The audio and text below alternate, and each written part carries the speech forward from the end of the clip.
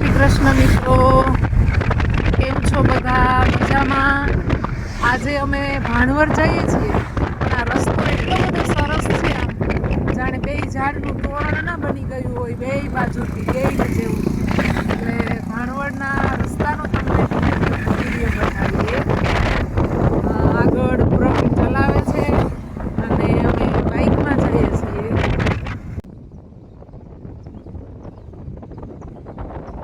જય બિલેશ્વર મહાદેવ કી જય. મહાદેવના મંદિરે જાય છે બિલેશ્વર આ રસ્તે. મિત્રો, ભાણવડ જતા રસ્તામાં મોડ પર ગામ આવે છે. અમે તમને રસ્તાના ઘણા બધા દ્રશ્યો બતાવીએ છીએ ને એટલા સરસ મજાના દ્રશ્યો કે આપણને એમ થાય કે ચાલો બાઇક ઊભું રાખી અને આને કેમેરામાં આપણે કેદ કરી લઈએ. ત્યાં સામે મોડ પર ગામે જો પાછળ એક કિલ્લો દેખાય છે, જરાક ઝૂમ કરીને બતાવો. એટલો સરસ કિલ્લો છે. ઈચ્છા છે કે કોક વખત એવો ટાઈમ હશે ત્યારે એ કિલ્લા ઉપર પણ જાવું છે. ત્યાં બહુ મજાના દ્રશ્યો છે. રણનું વાહન, ઊંટ, આવા તો કેટલા દ્રશ્યો, ગાયો ને ભેંસો ને તારે રસ્તામાં બોરડી ને ક્યાંક બોરડી આવે ને ન્યા ઊભું રાખજો પ્રવીણ. હાથેથી બોર વીણીને છે. હા બોયડી આવે છે તો અહીંયા સારા બોર હે ને ત્યાં રાખી.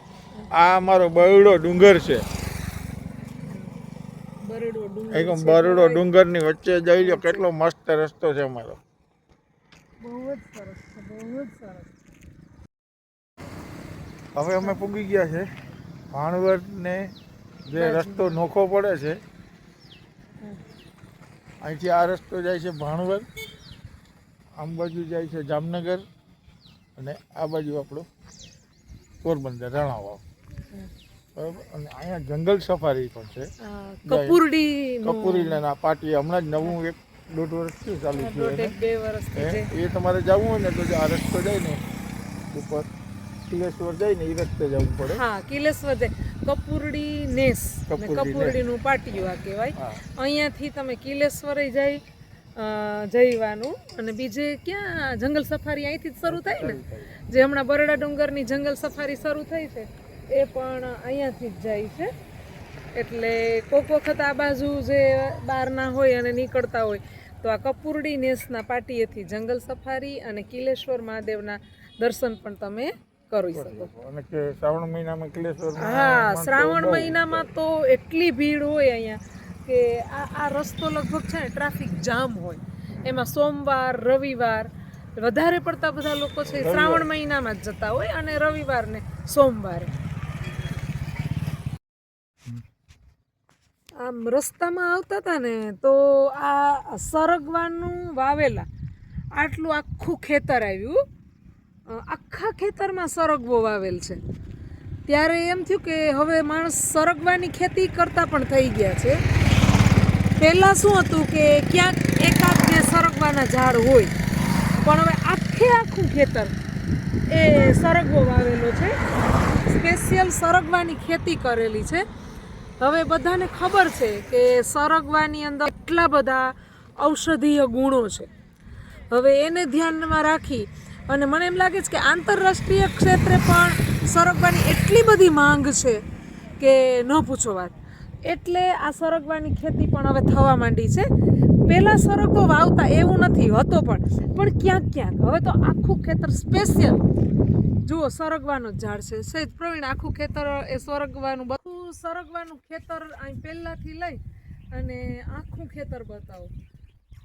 હવે આપણને ખબર છે કે સરગવાના પાન છે એ મેથીની ભાજીની જગ્યાએ એના ઢોકળા બને, થેપલા બને. એ સિવાય પણ એની ફાકી છે. સરગવો છે ને 108 કે કંઈક 5 મેં સાંભળ્યું છે એમ કે દવામાં ઉપયોગ આવે છે. એના મૂળથી લઈ અને પાન સુધી બધી વસ્તુ એની ઉપયોગમાં આવે છે. એટલે હવે ખેડૂત લોકો છે ને એ આ સરગવાની ખેતી કરવા પણ આગળ આવી ગયા છે. એ ફોરેસ્ટનું છે, ફોરેસ્ટ વન વિભાગનું. એટલે ઈ કેમ આટલા ચોરસ? ઈ આ આપણા બરડા ડુંગરની અંદર આ જો ઝાડવા વાવેલા છે લોકોએ. ઓકે, ઈ તો જોતી નથી. આ બરડો ડુંગર અમારો. ડુંગરની અંદર છે ને મારા અંદર ખ્યાલથી ઘણા બધા નાના મોટા મંદિરો, કેટલા બધા ભોયરા છે અંદર. એના માટે આપણે ક્યારેક સ્પેશિયલ ઘણો બધો ટાઈમ લઈને જવું પડે. આ તો રસ્તામાં જતા હતા એટલે અમને એમ થયું કે વિડીયો ઉતારીએ. તો વિડીયો ગમે તો લાઈક કરજો, શેર કરજો અને કમેન્ટ પણ કરજો કે બરડો ડુંગર કેવો છે અમારો. જોઈ ને રસ્તામાં મોઢામાં પાણી આવી ગયું. આપણે વેચાતા જે બોર લઈને ખાઈએ ને એના કરતાં મને એમ છે કે આપણે આ કાંટા લાગતા હોય ને બોર ઉતારીને ખાઈએ ને એની મીઠાશ કંઈક અલગ જ હોય. પાકી ગયા હો બધા બોર. હા ના પાકવા બધા પાકી ગયા. પ્રવીણે કીધું કે અહીંયા જરાક સ્કૂટર ઊભું રાખો, મને અહીંયા બોર ખાવા છે. અમે નાના હતા ને અહીંયા બહુ બોર વીણવા જતા. બહુ બોર. હા, એક જો તો બોર બોર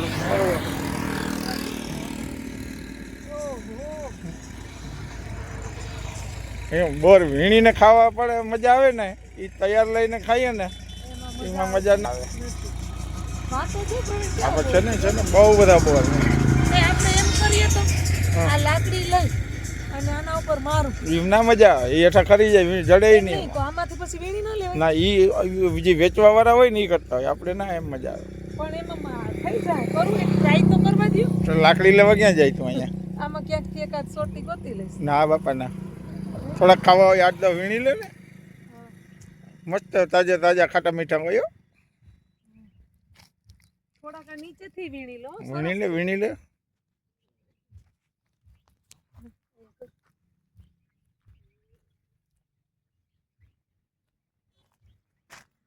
અહીંયા કોઈ હજી પહોંચ્યું નથી લાગતું. ઊંચી છે ને જો. હા, નહીતર તો નકર તો ઓલા શું કે કોક ઉતારી જાય. લાગે લાગે કે આના કાંટા એવા હોય, ઉથમાં કાંટા હોય. તમે ધક્કો મારો ને તો મૂકે, ખેંચો તો પાછો પકડતો આવે. ચાલો દોસ્તો, બોરે ખાઈ લીધા, હવે આગળ જઈએ. અમારે હજી ભાણવર પૂગવાનું છે. આવો મિત્રો બોર ખાવા. કેટલા મસ્તી ના હે ને. આટલાક જ હજી તો મને વીણવા દીધા. મારે તો હજી ઝાઝા વીણવા હતા. પછી મોડું થઈ જાય ને આપણે. હા, એ તો મારે તો ઝાઝા વીણવા હતા. પછી રિટર્ન ટાઈમ હશે તો વીણશું. હા ઓકે, તો મને વીણવા દેજો વધારે હજી. હા, જે દૂર ડુંગર ઉપર દેખાય છે ઈ માં દેશ દેવી આશાપુરાનું મંદિર છે. અહીંયાથી જ તમને રસ્તામાંથી જ આશાપુરા મા મંદિરના દર્શન કરાવીએ. દૂર દૂર દેખાય છે આશાપુરા માનું મંદિર. અહીં રસ્તામાં જ ભાણવરમાં અંદર પ્રવેશતા સરસ મજાનું હમણાં જ આ બનતું લાગે છે. હજી જો કામે ચાલુ છે. તાલુકા સ્પોર્ટ્સ કોમ્પ્લેક્સ બહુ સરસ મજાનું સંકુલ બન્યું છે. હજી કામ પણ ચાલુ છે ને સરસ દિવાલમાં પણ જુદા જુદા બધી રમતના જે છે એ સિમ્બોલ આપેલા છે. વોલીબોલ ને એમ દરેક દિવાલ ઉપર જુઓ, બહુ જ સરસ સંકુલ બન્યું છે. હવે એક બાજુ આ છે બાપુની વાવ, ભાણવડમાં આવેલા શ્રી ત્રિકમાચાર્ય આશ્રમ. બાપુની વાવ બાપુનો આશ્રમ છે. હા, બહારથી તમને બતાવી દઈએ. ટાઈમ નથી અમારી પાસે, ટાઈમ નથી એટલે બહારથી જ બતાવીએ છીએ. મસ્ત જગ્યા છે અહીંયા. ધજાઈ ચડાવતા હોય ને બધા ને લગ્ન પ્રસંગે કંઈ કદાચ ભાડે આપે છે એવું છે ને. અંદર સંકુલ ખૂબ મોટું છે, પણ ક્યારેક આપણે નિરાતે અંદર પણ જોશું. આ તો રસ્તામાં જે જે આવે છે એ તમને બતાવતા જઈએ છીએ. હેલો મિત્રો, હવે અમે ભાણવડથી રાણાવાવ પરત ફરી રહ્યા છીએ. તમને આ રસ્તાના અનેક દ્રશ્યો ગમ્યા હોય તો લાઈક કરજો, શેર કરજો, સબસ્ક્રાઈબ કરજો.